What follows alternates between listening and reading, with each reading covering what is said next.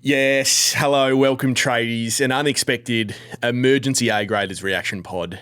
Sam here. I'm without my loyal co-host today, but a pretty handy replacement has stepped in. And the first time he's actually been at the desk. Hello, Linc. Sam, good to be here. It is a bit weird being on this Why side is of Mitch it. not here? I think he's prioritising some family duties rather than... Congratulations to Mitch and Kate. Congratulations, Mitch. And little Sophia. Got a photo early on. She's absolutely beautiful.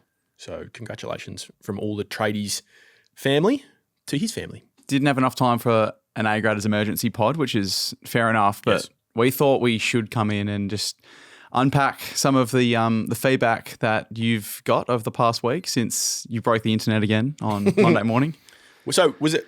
Talk me through the reaction, because as you know, I kind of like sort of throw the grenade over the fence and then just run, given that I'm not on social media. Well, from my point of view, it's quite funny to, obviously I'm in the room, I hear your explanations about why a certain player has or hasn't made the list. I'm like, oh, that makes sense. And then when it's just on a graphic slapped on social media for 500,000 people to see, and they see no Bailey Smith, no Max Holmes, it sort of ignites a little bit of a fire. And then people who don't listen to the podcast but see the names and not the names, it gets out of control pretty quickly. And especially with the practice matches going on now, and one good preseason game, it sort of I've never had, even like it quintupled from last year, the reaction on my phone just from people texting me and calling me. That was quite funny. A mate of mine who I won't name, but he played footy for a while. He played for a Victorian club. He messaged me after Sench released their. So I think Sench on the night before released the list of like how many. He gave us he helped me with a little bit of promotion. So I think Dill posted this is the list of how many A-graders are on each team, but not the A-graders. Yeah. And so a mate of mine basically like put together a list of 31 guessing, and I think he got like 23 right or something like that. And then he messaged me saying, "Who's Hawthorns? I've got to know Hawthorns." Yeah. And I was like, "Sicily." And he just responded, "Delete my number." And I haven't heard from him since. Like, it was just like, how can you think Sicily's an A-grader? I had calls from 2 senior coaches, so that was fun. I was just about to ask about that. Both called me rage baiters, which I had to Google. Actually, I didn't Google. I just put it into ChatGPT. So apparently I'm a rage baiter, so I'm not sure if that's a good thing or not. But I think by and large, most people who understand the categories thought the list was okay. Well, I think the tradies listeners Yes. are the ones that, like, it's a loyal bunch of listeners. They're the ones that understand and maybe would rather challenge you on certain players being in or out rather than being angered by it and calling you a rage baiter. But the general audience is the one who aren't listening, who are trying to get in to the inner circle to help them understand it a bit more. But there has been plenty of feedback. All right, let's go through it. Where do you want to start? So we've got a couple of voice messages that we'll start with. Okay. So we've got John and Reese. We'll kick it off with John.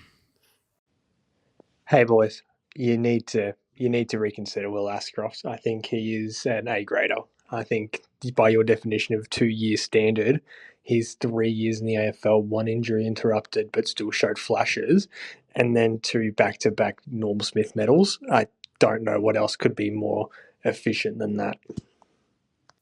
Thanks, John. It's weird hearing a voice note without a just quickly. I was thinking that. I was like, well, I was waiting for the just quickly. So I think Ashcroft is I think Ashcroft's a fair enough debate. That's what I would say.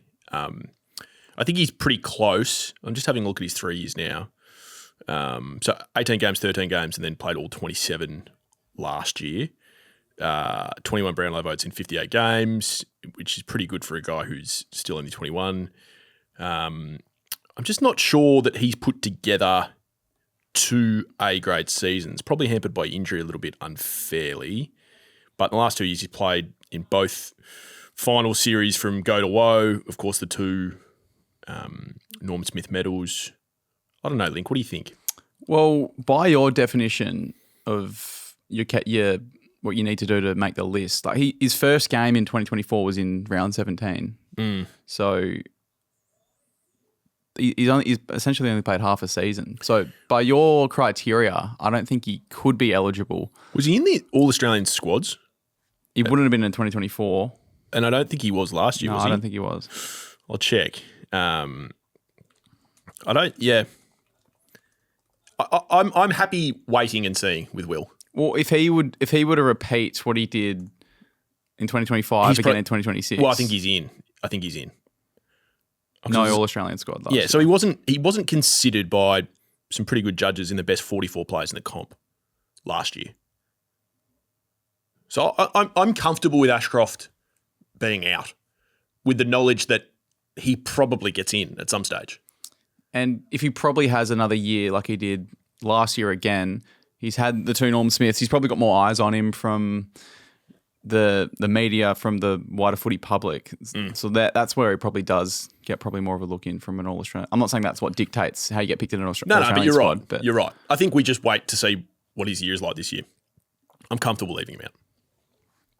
From John to Reese. John to Reese. Mitch and Sam, welcome back. Just quickly, boys, just want to touch on the A-graders list. Thought Sammy did a pretty good job. The only question I have is on Josh Dunkley. He spoke about his last 3 years where he's gone first, third and fourth in best and fairest finishes. And the year before that, he actually won another best and fairest at the Doggies. All 4 years, so his team made finals. Fair point. So apparently you don't have to be dead to be stiff, but love the list. Good to have you back. Cheers, boys. Yeah, Dunkley. Hodgie was upset about Dunkley being left out. So I think the questions that have been thrown at me at Dunkley, the main question, Link, is what more could he have done? And that's a fair question. Like, he's considered by his own team, who have just won back-to-back flags, as their most important player, and their best performing player, given that's what best and fairest means, right? So, as I've tried to say, and again, it's a tough debate, the argument for mine is that Dunkley's not considered by the rest of the competition as valuable a player as Brisbane considers him to them.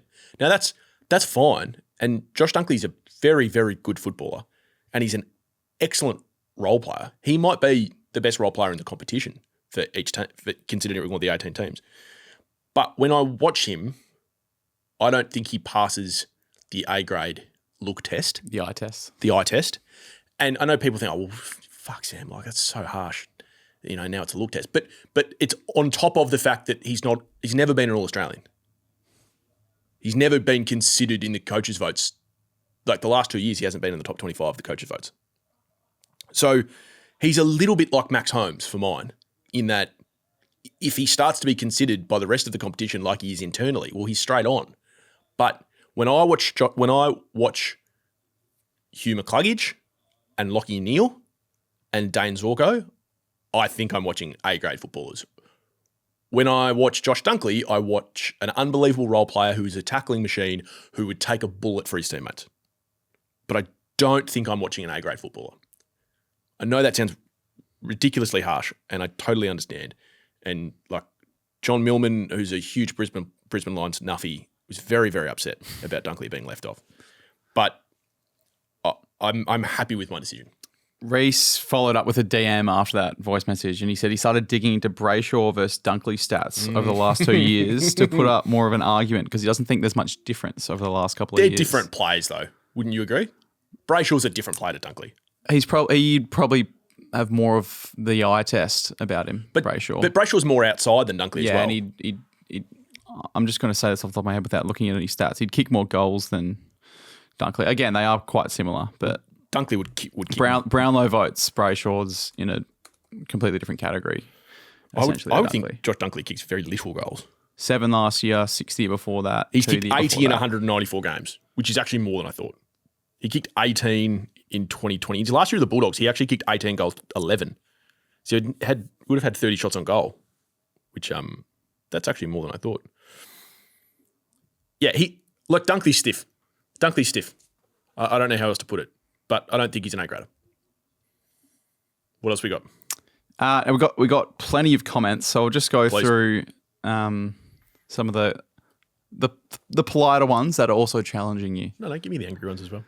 Boys, absolutely froth the pod. Huge question on the A-graders list, aka Sammy Superstars. If an A-grader is dropped off the list... Oh no, I know where this is going. Does the 2-year rule start again, or is it straight back on if they have a good year? So if Clayton Oliver has a blinder this year, does he go straight back on the list, straight away, or does he need to do it for 2 more seasons? So hearing that question is exactly the reaction I had when I saw Sam Walsh get injured in the first 2 minutes last night. I was like, No, I don't want that question because I have been waiting for that question for so long because I've been asking myself that question for so long. Like, what happens when down the track when we've got A graders that have fallen off that then come back and have great years? So my answer is this.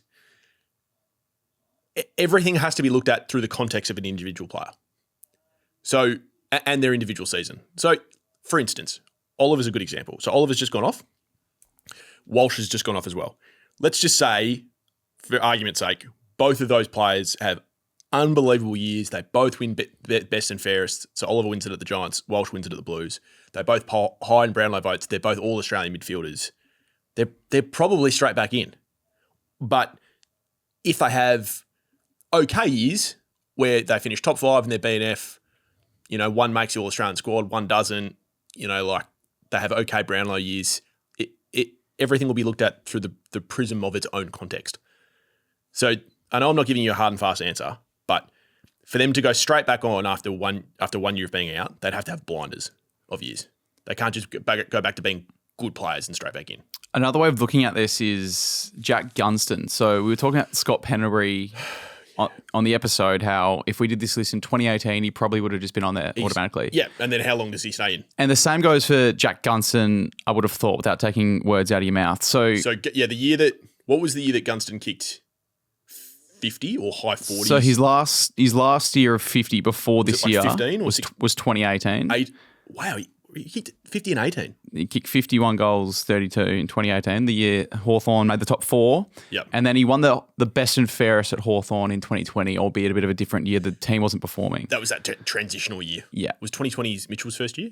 No. That was Mitchell's first year was 22. 22. Yeah, so there was still Clarko there. Yeah. But essentially he's had like a 5-year gap between A grade years. So I guess I'm just sort of agreeing with you not having him on last week by saying, yeah, if Oliver has one down year, So in this circumstance, Gunston's sort of done what the question's been asking. Like, he's been an A grade player before. Hasn't been performing up to that level, and then he's jumped back up, and he hasn't made it straight back on. Yep. So it was a good question from the 18 Kappa. I don't know. That's an interesting Instagram name. I hope I've answered it well enough. Another one. Great work, Sammy. Bloody hard to do a list like this and put your opinions out there knowing you can't please everyone. As a Lions fan, I wouldn't have Charlie as an A grader, but I can see your point about his last 4 years in goals kicked. There was a lot of feedback on Charlie Cameron. Yeah. Oh, sorry. I thought you were talking about Curnow. So, for instance, a player on Captain's Day made the point to me, well, if Cameron's in it, then Cozzy Pickett has to be in it. But my point back was this is not about, current form. We go on, 2 seasons and we go on, overall class of your career. Cameron's earned his spot as an A grader, and his year last year was disappointing by his standards, but not cataclysmically bad. And I don't think Cozzy Pickett's earned it yet. If Pickett has another year like last year, he'll be in. Let's see him do it again. Cameron did it year after year after year. I'm very comfortable with that decision. It's the same with Curnow. Like, he had a pretty poor year last year, but there were reasons for his poor year. He was injured the whole year. He was playing for a team that had absolutely no game plan. And he, by the end of it, he just wanted out. But he still had 60 shots on goal. He still kicked 32-27. That's not horrific. I think with the service there, and look, it's not predictive. I understand that. So I can't just say, he'll be a gun again at Sydney, because he might not be. But the 3 previous years, he kicked a total of over 200 goals. It's pretty good. Had a good grand final too. No, sorry, that was Curnow. Curnow, sorry. Yeah. I'm just saying, like, the argument with Curnow and Cameron staying on the list is very similar, in that they both had poor years last year, but previously were very good. Yeah. Curnow did have a good finals when he did play a couple of years ago. Well, it doesn't help when he's getting absolutely, tasered by Harris Andrews, and not one person in Carlton's coaching staff thought, oh, maybe we'll just move him. Maybe put him on the ball for 3 minutes. No, let's just leave him there to drown. Sorry, that was just old school Carlton supporter that still sometimes gets awoken in me. That was from Braw Austin. Thanks, bro. Forgotten Stars. We've got a lot of feedback from this bloke. So again, this is not meant to sound defensive because you know I don't live on social media. Who is Forgotten Stars? What are they? It's a page that just posts a lot of old footy clips and Okay. Because all my mates love Forgotten Stars. yeah, my mates do too. Right. I don't know who the person is. Okay. I don't know the alias, but they seem to comment on a lot of our stuff and a lot of your work. Okay. And what was their comment? Sicily being the only Hawk when he was probably the third best backman in that backline last year. That's actually pretty funny. That's pretty fair, actually. So Sicily again, and I wrote this, I think I said it on the pod last week and I wrote it in The Age. He's one of, if not the only player on the A-graders list that's very hard to go off on numbers.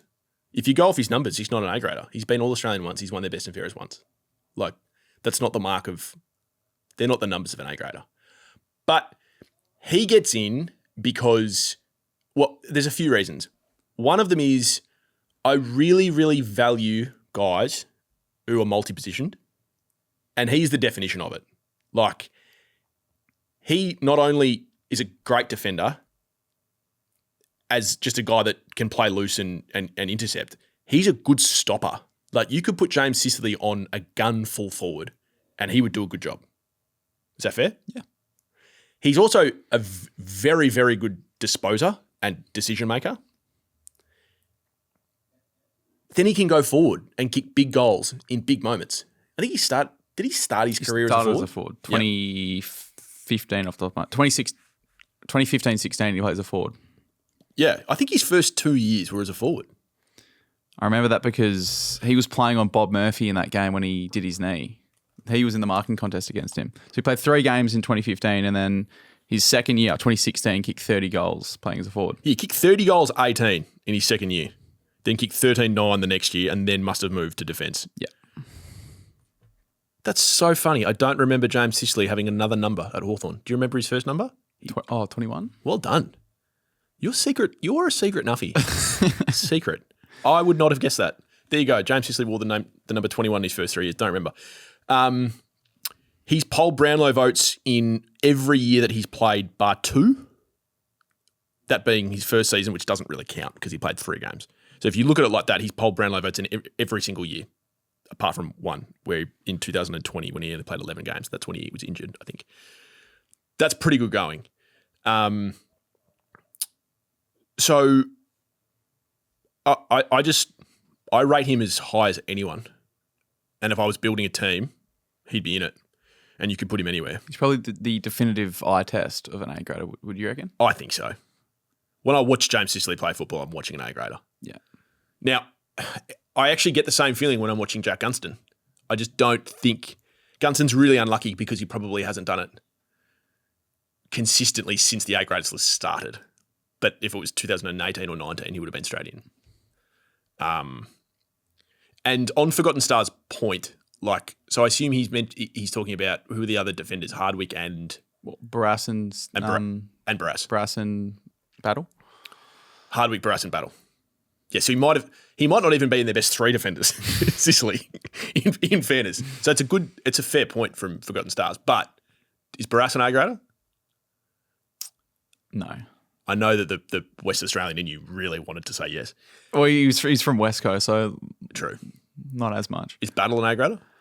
No, I wouldn't say so. No, I don't feel like Hawthorn fans would be quite upset with that. I don't watch. I think the stiff one's Newcombe. Yeah, I agree with that. Newcombe's stiff, but again, he's a little bit. He's a little bit like Ashcroft. I just want to see him do it again. Has Jai Newcombe had his last 2 years? Have they been at A-grade level? I think there's an argument to say yes. But he just didn't quite make it. Only 4 A-grade forwards in the whole comp. So that would be Cameron, Curnow. So Cameron times 2. Yep. Curnow and who's the 4th? Toby Green. Yep, Toby Green. Yeah. So who's stiff? Who's stiff to miss out? Ben King. Yep. Probably stiff based on goals kicked. Who else? Well, I know you weren't very keen on Nick Larkey getting in there. I'm just trying to think of the best key for Riley Thilthorpe. No. Well, Taylor Walker was in last year, went out, obviously. Yep. Isaac Rankin probably will end up more as a midfielder. Collingwood don't really have... Jamie Elliott's probably in the same boat as Gunson at his career best year, but years prior. And you won't find a bigger Jamie Elliott fan than me, but he just hasn't quite done it consistently enough. Isaac Rankin had a pretty good year last year. Still polled, despite everything that happened towards the back end of the year, he still polled 15 Brownlow votes. Geez, they missed him in the finals. He's kicked 153 goals in 105 games, so a goal and a half a game. Pretty good. Averages 15 disposals. Pretty good. Go have another A-grade year and don't get suspended for being an idiot. That was from Aaron Gox. Another one on Newcomb. See you in September. Jai Newcomb will prove you wrong. His finals are unbelievable, aren't they? What a pickup he's been. So first year played, again, this is another guy who I forget that he had a second number. What was his first number? He was 44, but I really liked him in the 44. I don't even remember him in 44. He had the really long hair. He had 14 tackles on debut. I think it was against the Swans from memory. Yeah, mid-season pickup, 2021. His debut was against Sydney in round 13 and he had 14 tackles. Yeah, mid-season pickup. That's, again, peak enough from you. I think he's really stiff. So from his second year onwards, he basically hasn't missed a game. He's polled 11, 18, 24 and 17 Brownlow votes. So he's had 70 Brownlow votes in 4 years when you take out his first game, or the first year we played 7 games. Best and fairest results are good. Was he All-Australian squad last year? I feel like he was. I feel like he was in the 44 but didn't make the team. Can you just double check that for me? Probably doesn't pass the eye test as much as... He wasn't in the squad. Really? Hawthorn had Battle and Gunson. Was he in the squad in 24? Can you please check that? Probably doesn't pass the eye test as much as some of the others do. Does he hurt you as much as some of the others do? Maybe he does. He's kicked 43 goals in 102 games. That's not horrific. Not in the squad in 24 either. Okay, so he's never been in the All-Australian squad. So there's got to be a reason for that. Now, again, you know how we talk about like positions? Made the squad in 23. There you go, when he had 18 Brownlow votes. Okay, so he's made the squad once. So you know how we talk about positions, Link? Yep. And I'm big on this. So, for instance, how many James Sicilys are there in the competition? Not many. Very few. Yeah. And this is not, because I love John Newcomb as a player. How many gun midfielders are there in the competition? Quite a lot. Yeah. Is Jai Newcomb... So when I think of gun midfielders, I think Nick Dacos, Noah Anderson, Patrick Cripps, throw more names at me. When I'm thinking of Newcomb, I'm more thinking like a Caleb Sarong type. Yeah, Sarong. But Sarong's in that. I'm thinking Sarong. Yeah. Am I thinking Newcomb? Not yet. Not yet. Is that a fair way of looking at it? So is Newcomb a star? Yes, I think he is a star. Are there quite a few midfielders who are better than him at this point in time? Yes, there are. So that's why, that's one of the considerations I give to say, a Sicily's in, but Newcomb's not. Can I find a John Newcomb somewhere else? Yes. Can I find a James Sicily somewhere else? No. So that all feeds into my A-graders thoughts. If Newcomb improves on his year this year, I think he'll have to be in because he'll start to be considered up there with those other guys that I just mentioned.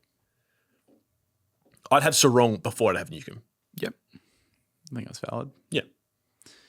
From Random AFL Player Daily, he says...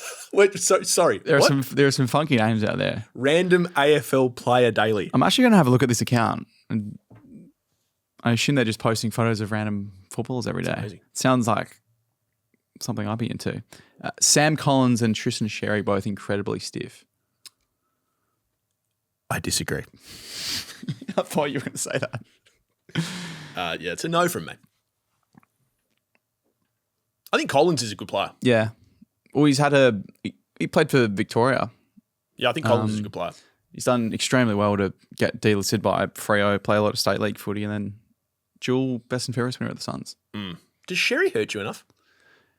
We spoke about this on I don't know if he does. on Footy and Friends with Mick Barlow, and another one that you wouldn't have seen on social media. The Marmalade Boys, who are a group that go down and film content at games, they were filming Sherry and noticing how the new ruck rules, how he was just getting jumped over all the time.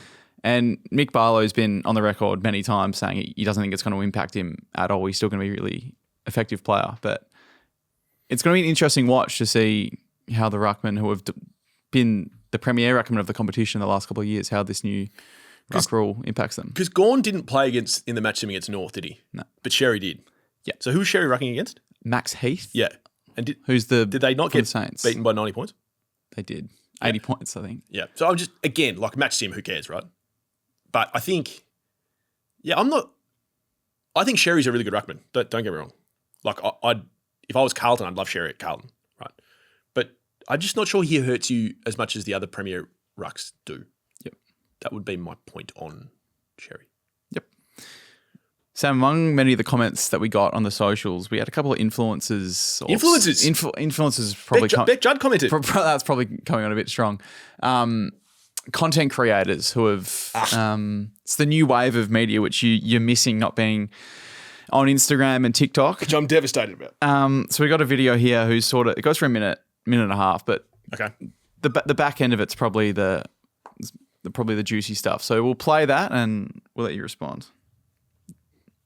This is Jared Davis, who makes footy content. He is he basically breaks down. He tries to simplify So he's a content creator. Yeah, tries to simplify tactics and sport for fans who maybe and he's getting into the sport. Big on Instagram. Big on Instagram. Big on TikTok. Just yeah. And he commented on A grades. He made his own video response to it and completely broke it down. Okay, you're going to play some of it. I'm going to play some of it. Okay, let's do it.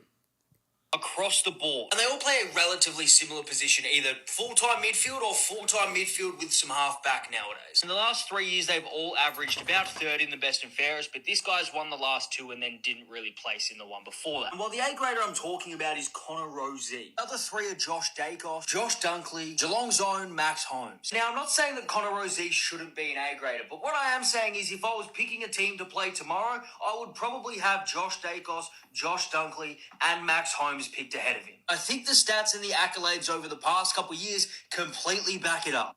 Now this... Okay. Yeah, so who the play... So Dunkley, we talked about stiff. Josh Dacos, yeah. And who's the other one? Max Holmes. And Holmes. Well, yeah. I understand that. I feel like I'm probably in the minority with Holmes. Most other people rate him as an A-grader. And that's fine. But it's not. The A-graders list isn't if I'm picking a team tomorrow. I think it's probably the inverse of that. Like picking a team tomorrow's form right now or viewed right now. A-graders is you got to earn it. So, yeah, I think maybe Jared was arguing a different point.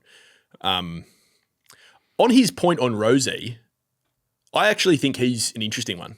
And I think I sort of said that, didn't I, last week? Like, you said he's almost on the watch list. He's such a good footballer. As in, like, ability-wise, pure ability, shit, he's good. And, like, when he burst onto the scene and won a Best and Fairest in his first year, and, like, everyone's like, oh, my God, this guy's going to be the next big thing.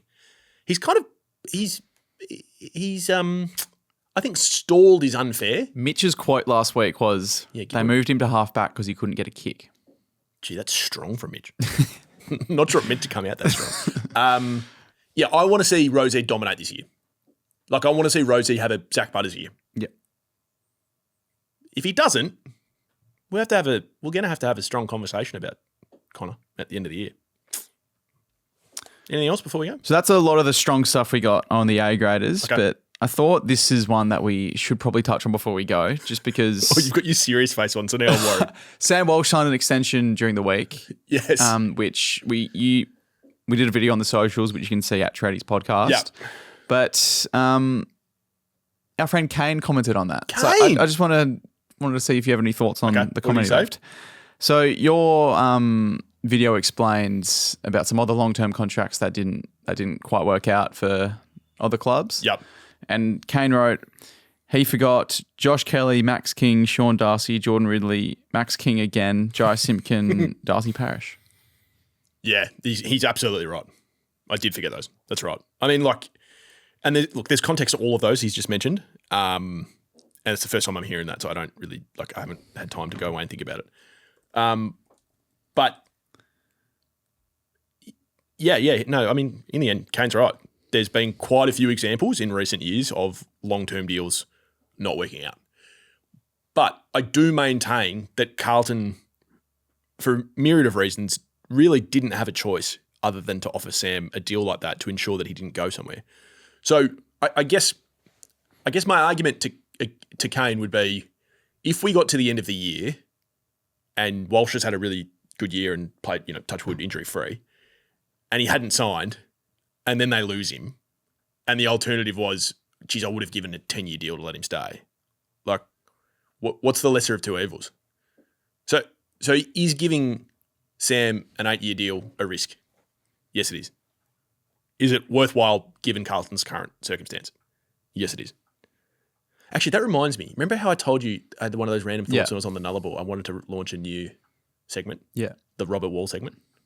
That's what I want to do. So Wallsy, you're too young, but if you go back, so Robert Wall's obviously a legendary player and coach, but was, an even bigger legend arguably in the media. Yeah. When I was growing up, on the couch with Jared, him and Mike, that was it was like heaven for football media. On the couch Monday night, you just had to watch it. And Wallsy on Fox and on 3AW, where he was on with Rex, he always used to ask himself questions and then answer them. But they'd always be really thought-provoking. Always. So, it'd be I'm just trying to think of stuff that he it'd be like Brendan Favola. Do I think that Brendan Favola's off-field behaviour has been an issue? Yes, I do. Can Carlton afford to let him go? No, they can't. He would just take an issue, ask himself a question, and then answer it. I think we should do a Robert Walls segment on this show. Well, the Sam Walsh one's a good example. Is it a risk to sign him? Yes. Should Carlton have done it? Yes. Is Kane right about the long-term contracts being an issue? Yes. Permission to be extremely, I'm trying to think of the word. Provocative? I think Kane is being quite stiff. He mentioned Max King twice. I think he's been quite stiff on Max King, who was drafted pick 49 by Sydney last year, considering he's only got a 2-year deal. That's pretty good from you, Linc. That's good. I think that's where we should end it. I think that's quite harsh, but... Kane, you've upset Lincoln. And Max King for Sydney. And Max King for Sydney. How long was Max King at St Kilda's deal? I think, off the top of my head, it's still 2032. A long time. We've got a season preview dropping next Monday. Yes. And then after that, we're back. Regular program resumes after opening round. So Mitch and I record first thing Tuesday morning. Correct. And you put it up when? As soon as it's ready, Tuesday, mid-afternoon, early afternoon. Someone stopped me when I was outside Southern Cross Station yesterday because I was walking. Funnily enough, I was walking back from Federal Court, which I'll explain another time. And a guy just stopped me on the middle of the concourse and was like, "Hey, when's A-grades coming out?" And I was like, "It's out. The A-grade is." He's like, "No. When's the next one coming out?" I was like, "Oh, good. So people are actually liking it." So I'm excited. Is that it? See you next week. Until next time.